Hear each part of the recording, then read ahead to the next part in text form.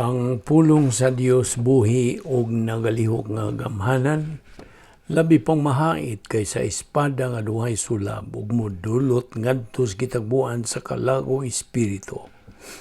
Sa mga lutahan ug sa mga kauyukan ug mutugkad sa mga hunahuna ug katuyuan sa kasing-kasing. Ang tibuok nga kasulatan gipaginhawa sa Dios ug may kapuslanan alang sa pagpanudlo, alang sa pagpamadlong, alang sa pagpanulin ug alang sa pagmatuto sa pagkamatarong. Aron ang tao sa Dios mamahingpit masinangkapan alang sa tanang maayong buluhaton. The Bible says, "For God so loved the world that He gave His only begotten Son, that whosoever believeth in Him shall not perish but have eternal life. He who hears my word and believes in Him who sent me has everlasting life, and shall not come into judgment, but is passed from death to life." That is in John 5:24. In 2 Corinthians 8:9, For ye know the grace of our Lord Jesus Christ, that though He was rich, yet for your sakes He became poor, that ye through His poverty might be rich. 2 Corinthians 5:17, Therefore, if anyone is in Christ, he is a new creation. The old has gone, the new has come. Verse 18, All this is from God, who reconciled us to Himself through Christ, and gave us the ministry of reconciliation. Verse 19, that God was reconciling the world to Himself in Christ, not counting men's sins against them, and He has committed to us the message of reconciliation. Verse 20, We are therefore Christ's ambassadors, as though God were making His appeal through us. We implore you on Christ's behalf, be reconciled to God. And verse 21, God made Him, the Lord Jesus Christ, who had no sin, to be sin for us, so that in Him we might become the righteousness of God. Sa dili pa kita magapadayon sa pagtuon sa pulong sa Diyos nga adlaw, gikinahanglan ang atong pagsusi sa atong tagsa-tagsa kakalag kung na pa may mga sala nga naa diha sa maong kalag nga kini kung dili na ito isugid nito sa tuwangan sa Diyos, kini mahimo lamang babag, they become a barrier to our study. Busa gikinahanglan ang atong paggamit sa 1 Juan 1:9 nga nagkanayon sa in English, if we confess our sins, God is faithful and just to forgive us our sins and to cleanse us from all unrighteousness. But for you who has not believed in Christ yet as His Savior, ang imong buhaton dili ang pagsugid sa mga sala, kundi ang imong pagtuo, paggamit niya ng imong kabubuton sa pagtuo kang Ginoong Jesucristo, ingon nga imong personal nga manluluwas. Busa, buhata ka na, samtang kita mag-aandam sa itong kaugalingon. Let us pray.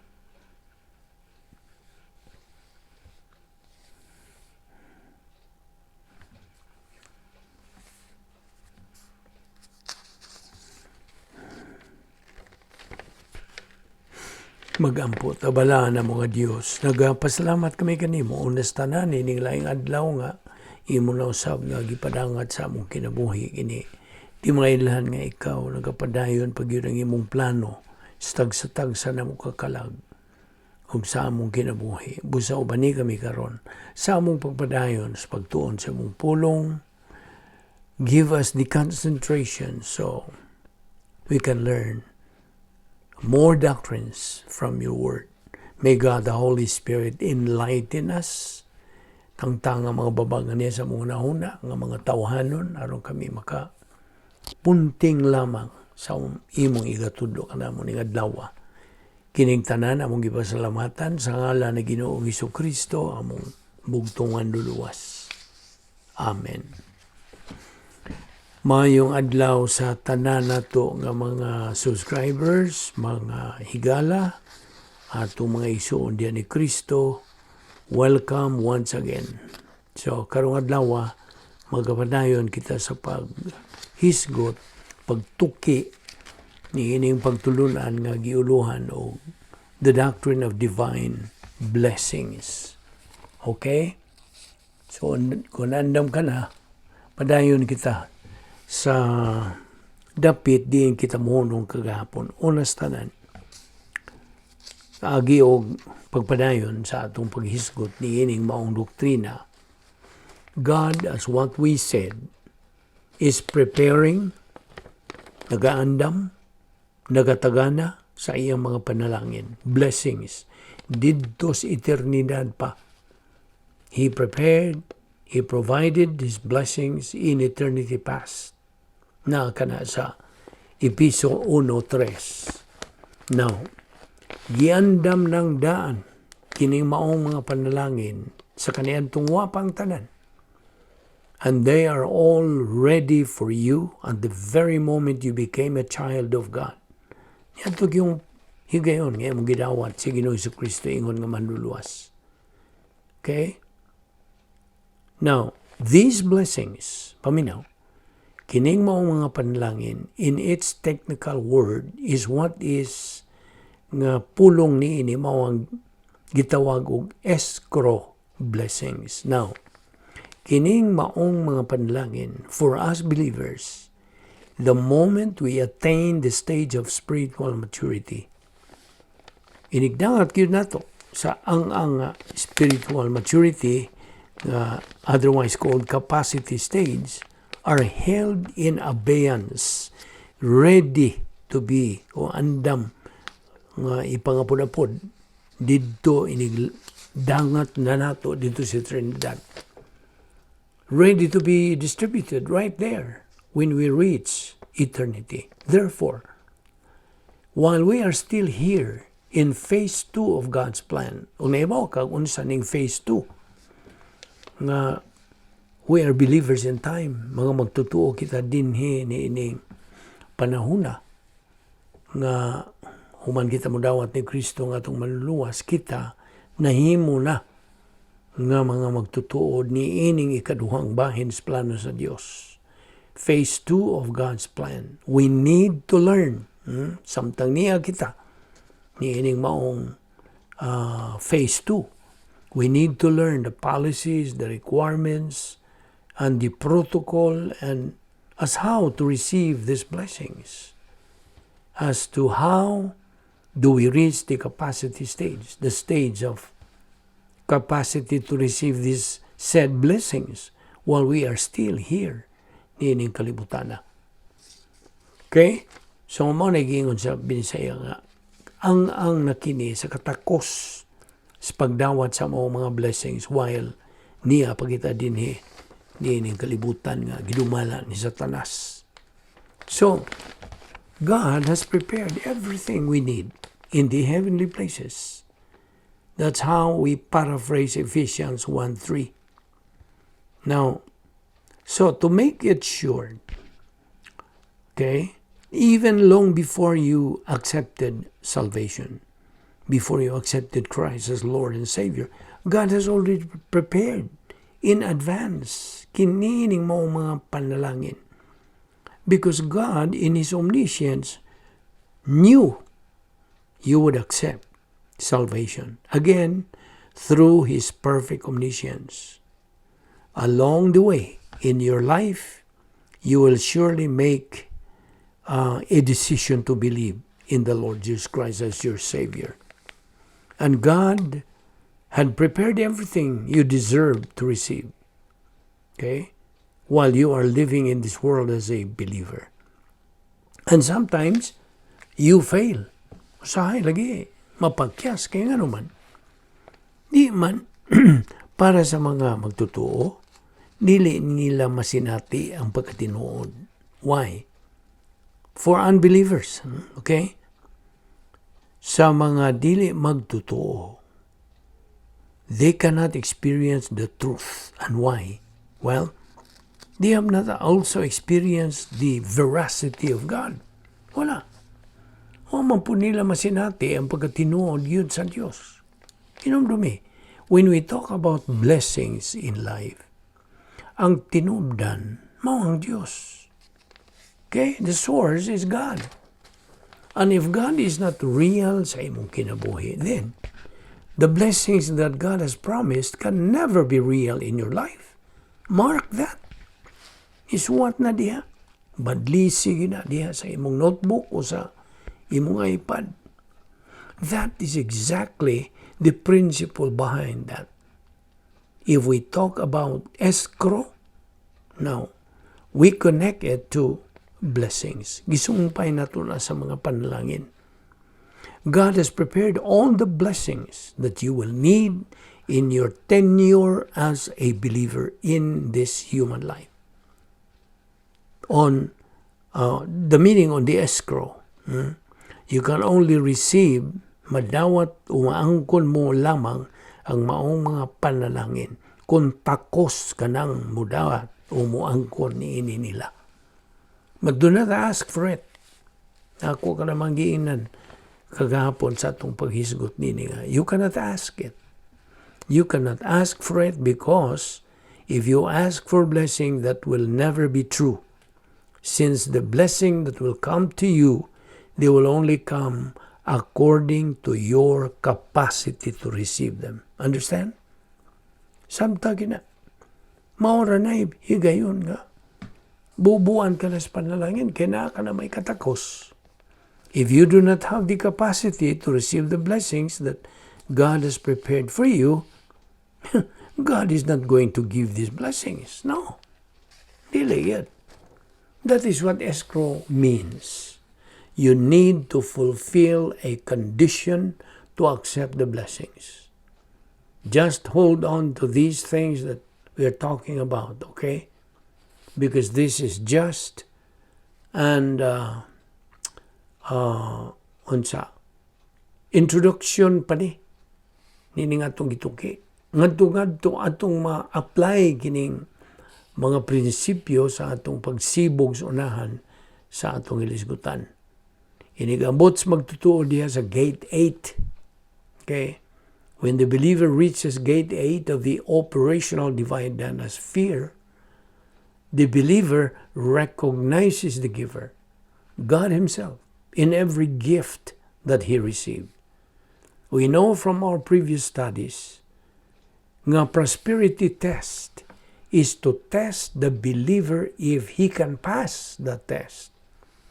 Now, most believers that go through this particular testing do fail. Pakyas, nga naman. Iba ka nga no? Because they cannot see the source anymore. Ang tinubdan niya ng maong panalangin nga kauswagan, the blessing of prosperity, that's it. What the believer sees is only the blessing. He can no longer see the source. Now, many believers do fail the prosperity test. That is really tragic. That is sad. Loy. Oh, by the way, let us try to see some of the principles regarding the blessings.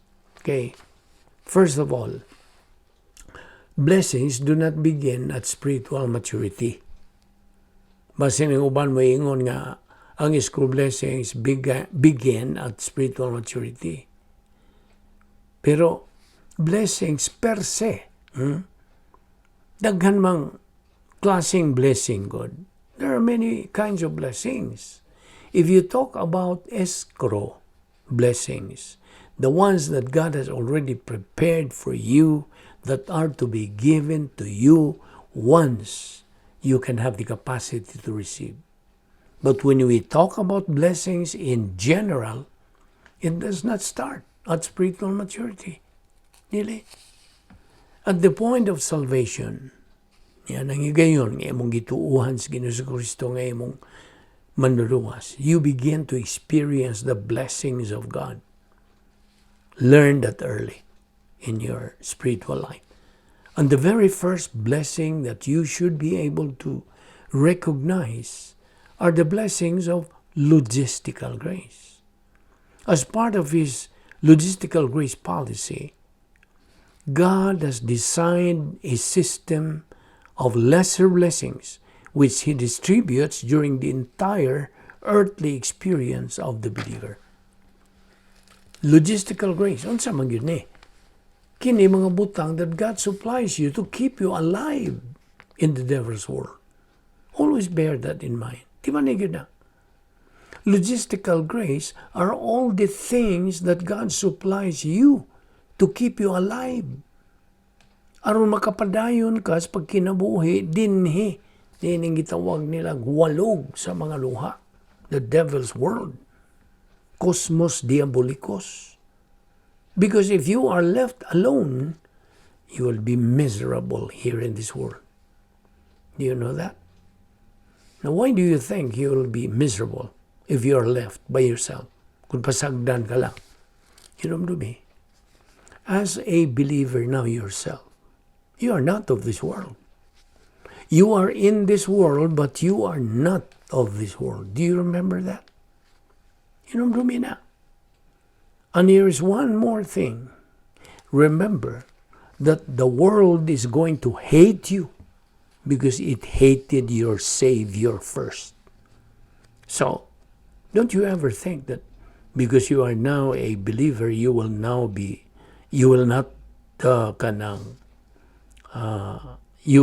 scared or sanang yun nila mahadlok ka na noon.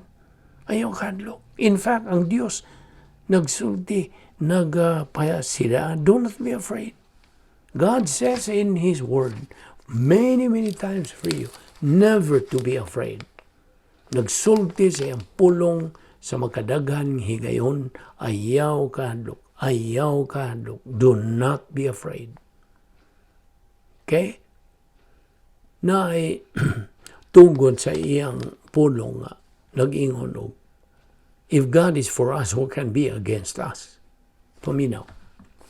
Even if we are here in the devil's world, here is what we are studying. Logistical grace is the technical word for it, but God keeps you alive in the devil's world. Question, naipangutanan ako nimo. For what purpose? What's the purpose we are still alive until now in this world? What is the purpose? Unsa man gyud ang iyang tuyo? Ang tuyo ba sa Dios? Now, why does God want us to be alive even at this time here in this world, ruled by Satan, while we live as believers? Samtang kita mga anak naman sa Diyos, samtang kita sakop na sa harianong panimalay sa Diyos, the royal family of God. Well, we're going to take up that lesson in the near future. But blessings, remember, inumdumi, panalangin. Blessings will start at the moment of your salvation. Ang panalangin, magsugod sa igayon sa iyong pagkaluwas. Okay? But about spiritual blessings, that is a separate lesson to take up. So, during our post-salvation experience, human kita mudawat sa kaluwasan as believers, through maximum doctrine, now, nagalibot-libot, nagatuyok-tuyok na diha sa atong panimot, circulating now in the stream of our consciousness, meaning, doctrine has now become a part of our soul through Operation Z. Now, ato naman yung saliatan, pagtukbil some other time, we grow up to grow in grace and in the knowledge of our Lord and Savior Jesus Christ. 2 Peter 3:18. Now, perhaps there may be some who would ask, how is that done? Unsaon man kana pagbuhat? How is growing in grace and knowledge of the Lord Jesus Christ done? How do we do that? Kining atong gihimo karon ngatuon ta sa grasya o kahibalo. Kini ba nga atong ibuhat? Adlaw-adlaw. Dili sinimana, dili binuan, dili tinuig, dili kay kung ganahan lang. Adlaw. Now, you know how to grow in grace. But listen, you still won't grow if you just hear and then you won't accept. You see, dili ka gihapon mo tubo, kutom karasay, imong pagpatalingho, o di ni mo dawaton, o tuuhan ang itudo. You see how critical are these things? In order for us to fulfill the mandate there in 2 Peter 3:18, we need to continue and be persistent in studying the Word of God on a daily basis. Adlaw-adlaw. Through the grace apparatus for perception or gap, ginamit of course, ang nagkalalay mga doktrina, mga doctrinal rationales, like the salvation rationale, spiritual growth rationale, experiential sanctification rationale, post-salvation epistemological rehabilitation rationale. Ano pa? Ang faith rest rationale, escrow blessings rationale, Operation Z rationale, rebound technique rationale, spiritual momentum test rationale, edification complex rationale, 10 problem-solving devices rationale, and many, many more. Daghan pa. Nga uban. That is the protocol sa Diyos to be followed. So we would be able to reach our common goal as believers, which is what? Spiritual maturity. The capacity stage. That when we are able to reach it, sa atong pagkabot na niya na, diha na nato mahimaya ang Diyos. Diba ka ba na? That is the stage that God is glorified. Why? Because when we attain capacity to receive and enjoy God's escrow blessings in time, as believers in time. By the way, at that moment, we acquire capacity sa pagdawat sa mga panalangin sa Diyos. That's also the stage where you become dangerous. Ano man? Anong dangerous? Kuyawan naman. Ang kuyawan, mao ang mga kanang mga sakop sa pwersa ni Satanas, ang mga magtutuo ng mga karnal, mga reversionista, ang mga dili magtutuo, mga negatibo sa kamatuoran. You become dangerous to them. Dangerous to some believers. Believers who are kinsa mga negatibo lagi. Way gana, way gugma, way panahon ng gagahin sa pagtuon sa pulong sa Diyos. And because you are now dangerous to the world ruled by Satan, the moment these forces of Satan will attempt to harm you, they're going to be in trouble. Besides, labot pa, there are 3 major protections sa Diyos for that mature believer. Hibaw kag unsa katuning tulo? You still remember? This is a review. There are 3 major protections of God for every spiritually mature believer. Kato lang mga hamto nga. Dili ni mga ordinaryo lang ang mga magtutuo nga. Musimbala ganahan. Mga buhat sa bulaton sa simbahan. Every now and then, sa gana lang. Kay mga negatibo lagi. Kini, wa sila labot ni ining ipikto ni ining tulo ka major protections of God. Okay, ang malikon. The 3 major protections of God for every spiritually mature believer are the following. Guardian angel. Anghel magbalantay. Number 2, wall of fire. Paril nga kalayo. Number 3, encapsulation. Tinabunan og samas capsule like that of suga nga tinabunan nga di tama kuryentihan. That is the picture of you, my fellow believer. That's the picture of you. That's how you will be once ikaw magkakabot na yan ang imong tumong spiritual maturity. Besides, kanang maong ang that stage is what is called in Greek as pleroma stage. From the Greek word plero, to fill it or to fill up. And since this is talking about to fill up, pag puno ba, then you are already declared filled, puno. In general term, you have already attained the capacity stage since you are now filled up. Sabot ka, puno ka naman. So it is not correct for us to ask for blessing. Kung malikon, dili sakto nga mangayo tag panalangin. O moampo ta nga tagan tag panalangin. Sayop na. Di na madawat. Dili ta makapangayong panalangin, dili makapangayo kanang umag-ampo nga makadawat ng tatag panalangin. As what we already said, based on the doctrine of blessings, God can only give or pour His blessings on us, believers, by the time we reach spiritual maturity level, otherwise called the capacity stage. That is the very stage mo unay ang nga ipakabot sa plano sa Dios.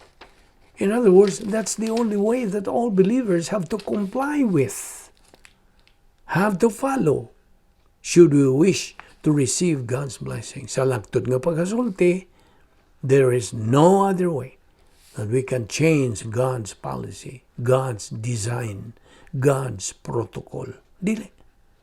Huwag iti katakos pag-usam niya na, hingpit na gudang Diyos. We also have taken up the fact that kitang mga magtotoo begin to experience the blessings of God. Kano sa? At the point of salvation. Right at that moment that we got saved. Through our faith alone in Christ alone, we started to experience God's blessings. Misugod ta sa pagsinati sa mga panalangin sa Diyos. And the very first blessing that believers should be able to recognize are the blessings of logistical grace, nga gitawag og lesser blessings.